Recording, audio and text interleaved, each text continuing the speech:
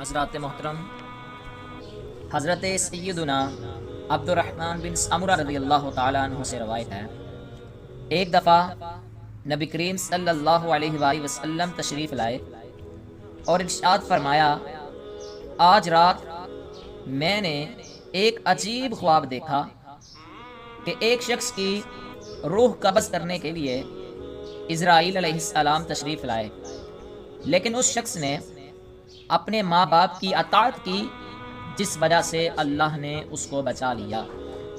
ایک شخص پر عذاب قبر چھا گیا، لیکن اس کے وضو کی نیکی نے اس شخص کو عذاب قبر سے بچا لیا۔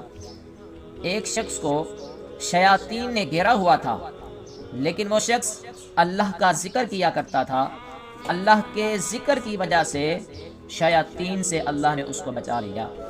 ایک شخص کو عذاب کے فرشتوں نے گھیرا ہوا تھا، لیکن وہ شخص دنیا میں نماز پڑھا کرتا تھا، اس کی نماز نے اس کو عذاب کے فرشتوں سے بچا لیا۔ ایک شخص کو دیکھا کہ پیاس کی شدت سے زبان نکالے ہوئے تھا، ایک حوض پر پانی پینے جاتا تھا مگر اس کو لٹا دیا جاتا تھا، لیکن اس کے روزوں کی وجہ سے اللہ نے اس کو پانی سے سیراب کر دیا۔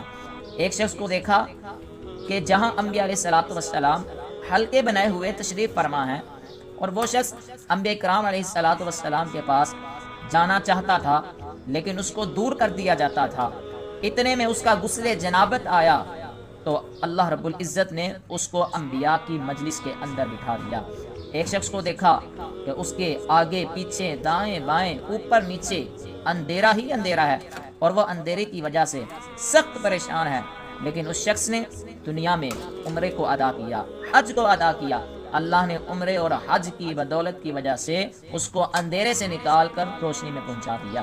پھر ایک شخص کو دیکھا، وہ مسلمانوں سے گفتگو کرنا چاہتا ہے، لیکن اس شخص کو کوئی منہ نہیں لگاتا، لیکن اس نے دنیا میں صلہ رحمی کی تھی، رشتہ داروں سے اچھے طریقے سے گفتگو کی تھی، اس کی صلہ رحمی کی بدولت کی وجہ سے ان مسلمان بندوں نے اس سے بات کرنا شروع کر دی۔ ایک شخص کے جسم اور چہرے کی طرف آگ بڑھ رہی ہے، وہ اپنے ہاتھ سے اس کو بچا رہا ہے، لیکن اس نے دنیا میں صدقہ کیا، اللہ نے اس کے صدقے کی بدولت کی وجہ سے اللہ نے اس کو اس آگ سے دور کر دیا۔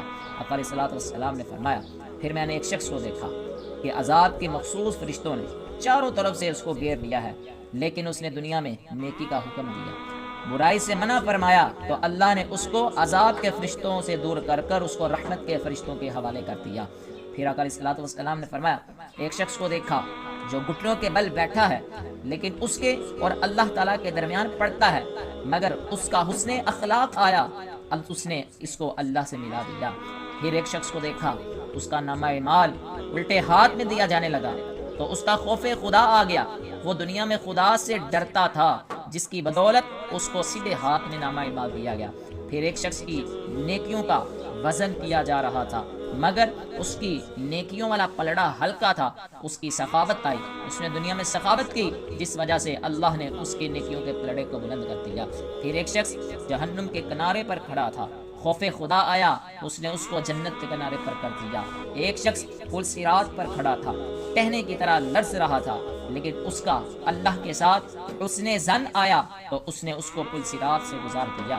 پھر آقا علیہ السلام نے فرمایا، ایک شخص کو پل صراط پر گھسٹ گھسٹ کر فرشتے لے کر جا رہے تھے، لیکن وہ شخص دنیا میں مجھ پر درود بھیجتا تھا، اس درود پاک کی برکت کی وجہ سے اللہ نے اس کو جنت عطا فرما دی۔ پھر آقا علیہ السلام نے فرمایا، میری امت کا ایک شخص جنت کے دروازوں کے پاس پہنچا تو وہ سب اس پر بند کر دیے، لیکن اس نے دنیا میں لا الہ الا اللہ کی گواہی دی تھی، اللہ رب العزت نے اس کے لیے سارے جنت کے دروازوں کو کھول دیا۔ پھر آقا علیہ السلام نے فرمایا، آقا علیہ السلام فرماتے ہیں، میں نے کچھ لوگوں کو دیکھا، ان کے ہونٹوں کو کاٹا جا رہا تھا، اور وہ بھی آگ کی کینچیوں کے ساتھ۔ میں نے جبرائیل سے پوچھا، اے جبرائیل، یہ کون شخص ہے جو اپنے ہی ہونٹوں کو کینچیوں کے ساتھ کاٹ رہے ہیں؟ تو عرض کرتے ہیں، یا رسول اللہ صلی اللہ علیہ وسلم، یہ وہ لوگ ہیں جو چغل خوری کیا کرتے تھے۔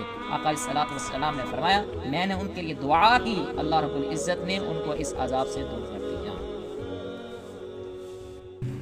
آقا علیہ السلام نے یہ خواب صحابہ کرام رضوان اللہ علیہم اجمعین کے سامنے پیش کیا۔